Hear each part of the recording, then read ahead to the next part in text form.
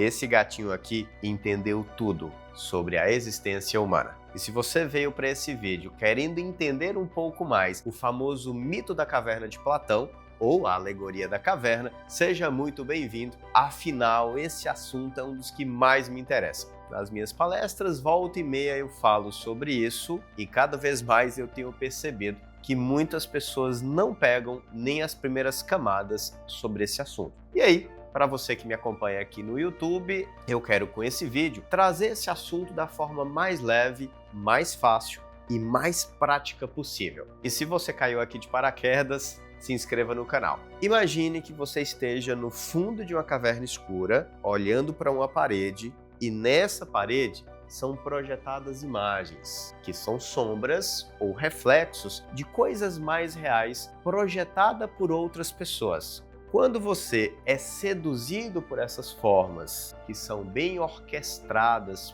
pelos maestros ou pelos amos da caverna, você acaba ficando acorrentado nessas imagens. Por exemplo, hoje a gente fica acorrentado, presos, hipnotizados por narrativas. Você, por exemplo, provavelmente passa mais de 2 horas por dia em redes sociais.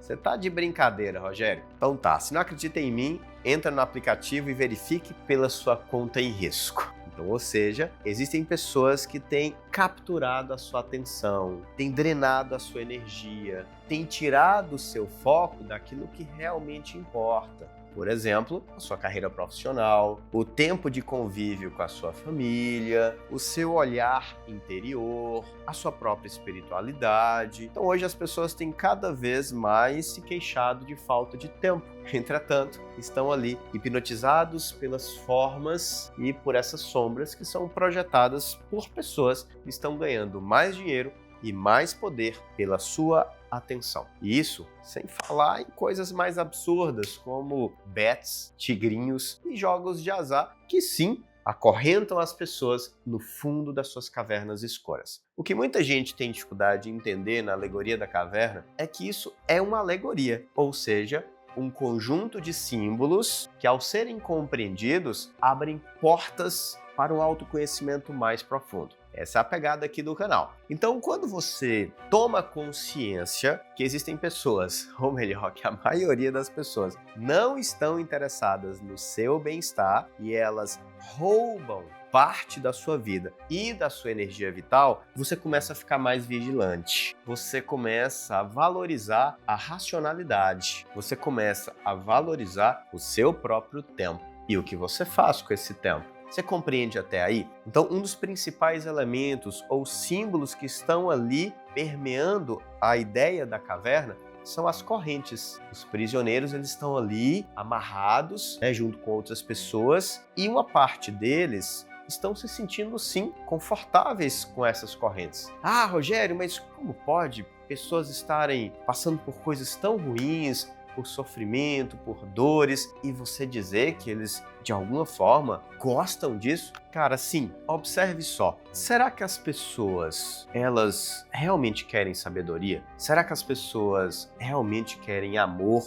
Amor no sentido mais profundo, né? Não tô falando desse amor dos relacionamentos afetivos, desse jogo de codependência, dessa carência que é suprida por um outro, a presença do outro muitas vezes nos preenche e a gente chama isso de amor. Eu não estou falando desse tipo de amor, estou falando de um amor que a gente vai entendendo aqui um pouco mais ao final do vídeo e que as pessoas muitas vezes dizem querer, mas têm comportamentos bem antagônicos a esse respeito. Então, ou seja, as pessoas elas querem emagrecer, elas querem perder peso, as pessoas querem se alimentar bem, as pessoas querem relacionamentos saudáveis, as pessoas dizem que querem ser felizes, algumas dizem desejar mais paz para a própria vida, mas a maioria delas não fazem por onde. E eu não estou colocando aqui a responsabilidade só no prisioneiro. E essa é a grande pegada da coisa. Existe toda uma estrutura, existe todo um sistema, existe uma matrix. Se a gente fizer o paralelo, inclusive, com o filme, que eu vou deixar aqui na tela, ali,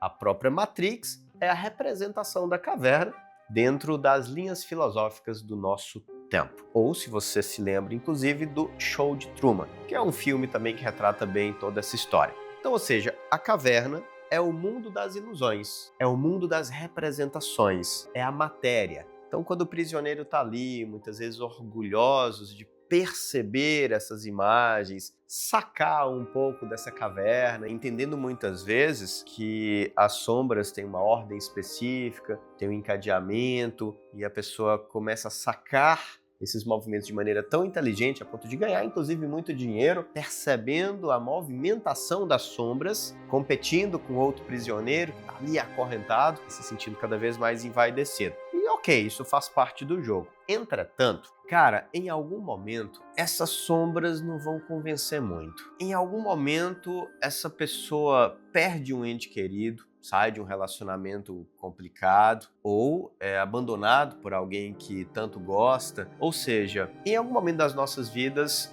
nós nos deparamos com o sofrimento, com a ruptura, com a perda, com a morte, com a pobreza, com a dor. Essa dor pode vir de qualquer das circunstâncias já citadas, e aí a pessoa começa, de alguma forma, buscar algum preenchimento. Afinal, o fundo dessa caverna tem vazio, só que não é aquele vazio espiritual, profundo, do silêncio, da contemplação. É um vazio da angústia, é um vazio de uma falta que a pessoa não encontra nome. E por não encontrar um meio de simbolizar isso, ela até pode entrar em desespero. Então aí, talvez o desespero tenha uma função extremamente importante, que é fazer o prisioneiro fazer isso aqui, ó. Olhar para o lado. E aí, quando o prisioneiro ele começa a perceber a prisão que está e ele começa a nutrir uma vontade de sair dali, é onde o jogo dá início. E que muitos se chamam de processo do despertar. A busca pelo conhecimento, pelo nirvana, pelo samadhi, os primeiros contatos mais íntimos consigo mesmo. E aí é onde a magia começa a acontecer. No entanto, não é agradável. Por que não é agradável? Porque a pessoa ela se vê lançada no desconhecido. E o desconhecido assusta a estrutura do ego, rompe com as certezas. E aí vem uma outra problemática, que é perceber os amos. Perceber aquelas pessoas que já entendem um pouco da configuração da caverna e podem ser representados por líderes, políticos e até membros da sua própria família. É isso mesmo.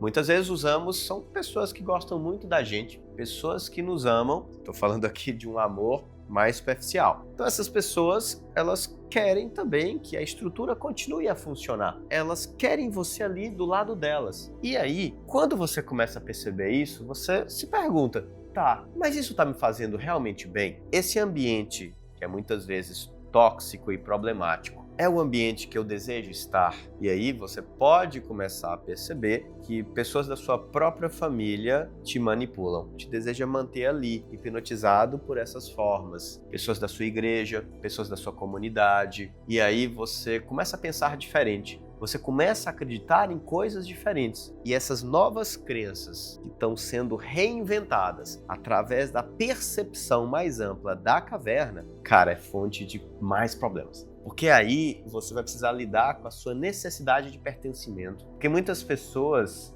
têm como um dos seus principais medos o medo de não ser reconhecido, o medo de não ser valorizado, o medo de não ser amado. E esse medo de não ser amado trava essa pessoa de romper com determinadas pessoas e determinados grupos. Porque esse rompimento, no primeiro instante, pode gerar uma sensação de solidão, de desnorteamento. E esse desnorteamento, essa solidão, cara, pode ser extremamente assustador para aquelas pessoas que, por exemplo, na infância, passaram por alguma ruptura, alguma perda significativa. E aí elas ficam perturbadas e muitas vezes elas falam assim, cara, deixa eu voltar pro meu cantinho, deixa eu voltar pro meu quadrado. Entende?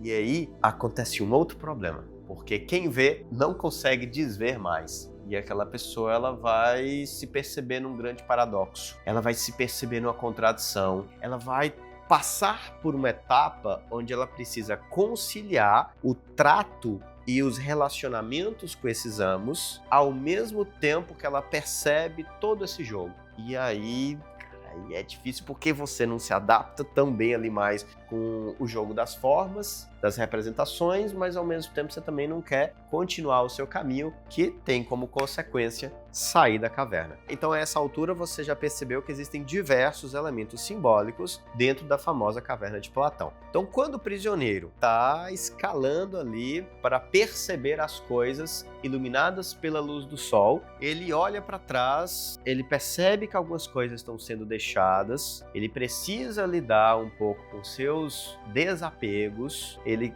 precisa se distanciar de algumas ideias que foram nutridas e alimentadas durante toda a sua vida para realmente ter uma experiência com o sagrado. E aqui eu estou falando do sagrado com base em 3 elementos trazidos por Platão, que é a justiça, o bem e o belo. E a justiça, o bem e o belo, quando juntos e harmonizados, você tem uma ideia da verdade. E essa verdade pode ser simbolizada pelo sol, que não é à toa também. O sol, em diversas culturas e diversas tradições, é o símbolo de Deus. É o símbolo solar que traz uma luz e, através dessa luz, você percebe as coisas como elas realmente são. E é aí que mora uma das etapas mais complicadas do processo. Afinal, muita luz pode cegar. E aí, o comportamento natural do prisioneiro, acostumado com a escuridão, quando percebe as coisas iluminadas por essa luz, ele volta para a caverna. Só que assim como a primeira etapa, nesse momento, o prisioneiro viu, ele teve uma experiência significativa, ele percebeu que tinha algo a mais. E aí, ele aos poucos vai adentrando essas realidades, se adaptando a essa luz e percebendo com cada vez mais clareza essas realidades mais profundas. E aí as pessoas dão diversos nomes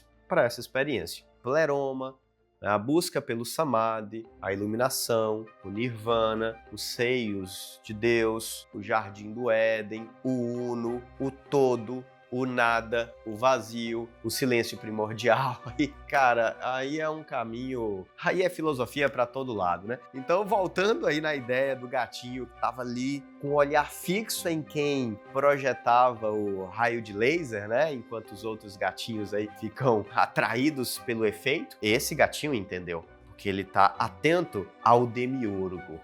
Aí eu já aprofundei demais. Que aí a gente vai trazer um pouco também de gnosticismo, que conversa bem com o neoplatonismo e conversa bem com diversas tradições, cara, que se você começa a aprofundar, você nota que boa parte delas converge bem e quando você se abre a essas alegorias e a esses símbolos, essas informações elas começam a ficar mais palatáveis e você consegue trazer uma certa estrutura, uma certa forma para o que você percebe fora da caverna. E é aí que mora o grande segredo da coisa, que é quando você experimenta esse contato com o si mesmo, e aí eu já estou trazendo um pouco de uma terminologia junguiana, e eu prometi, né, para vocês que deixar o negócio mais simples. Mas vamos lá. Se você chegou até aqui, provavelmente você já está conectado com isso em um nível mais profundo. O si mesmo é essa experiência do sagrado interior, do uno, desse contato mais profundo que todos nós, em algum momento das nossas vidas, experimentamos. Você tem o si mesmo e você tem o self. O self é o eu, o ego. E esse si mesmo, ele precisa ter uma convivência, uma conciliação. E aí, quando você consegue transitar entre o profano e o sagrado, entrar e sair da caverna com alguma suavidade, você vai aumentando, assim, o seu nível de clareza, através da integração de todas as suas partes, principalmente as suas sombras. Afinal, quando você sai da caverna, é legal você já ter uma certa noção das sombras. Porque fora da caverna, essa verdade solar, ela vai descortinar as suas sombras. E isso não é agradável. Isso, a princípio, pode ser, inclusive, dilaceradora. Afinal, a experiência com o sagrado, ela vem justamente nessa ideia da dissolução do ego, do eu. E aí, quando você volta para a caverna, você volta para um processo de coagulação. Para você que já está aqui, já viu alguns vídeos no canal, sabe que eu estou sempre trazendo essa linguagem alquímica do dissolve e do coagula. Inclusive, eu gravei, meu último vídeo foi sobre simbologia do Baphomet, do Eliphas Levi. Uma figura que, para quem não conhece, acha que é demoníaca, né? Que é uma coisa do mal, enfim. Ela não é nada bonita, entretanto, traz uma sabedoria. Então, assim, só para poder fazer essa alegoria e que você perceba cada vez mais esse processo alquímico de autoconhecimento e vai facilitar o entendimento da saída, da entrada da caverna, o processo de adaptação a essa fase da rubedo, se você já assistiu os outros vídeos, que pode ser representado nessa mesma lógica do que há fora da caverna. Então, assim, a essa altura você já deve ter percebido que essas filosofias, quando bem compreendidas e integradas, elas vão facilitando a caminhada do buscador, entende? Então é basicamente essa a minha visão, o meu olhar para a caverna de Platão, e esse entendimento ele facilita muito a sua caminhada, principalmente se você tem acelerado isso, seja através das medicinas da floresta, ayahuasca, ou até de outros enteógenos. Então, os enteógenos, eles aceleram esse processo, ele te concede a oportunidade, quando bem administrado, quando num local seguro, vivenciar esse processo da saída da caverna. E aí, certamente, se você já passou por isso, você está captando mais elementos desse material. Então, basicamente é isso, beleza? Se você realmente gostou desse conteúdo, lembre de dar o seu like, se inscrever no canal. Se chegou até aqui, deixa seu comentário. Fala um pouco sobre o que você gostaria que eu trouxesse aqui. Eu sei que eu prometi algo simples, eu acho que no início ficou mais fácil e depois eu confesso que eu fui me empolgando, beleza? Mas, na pior das hipóteses, vai abrindo aí algumas novas janelas para você pesquisar. Grande abraço e até o próximo vídeo.